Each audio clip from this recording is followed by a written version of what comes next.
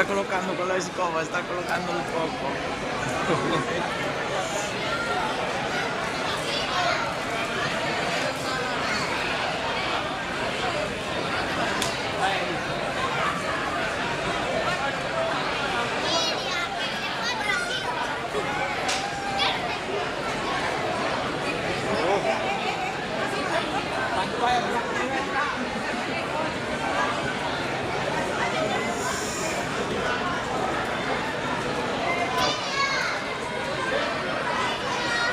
La carpa tenía que ser cerrada para que se notara el calor.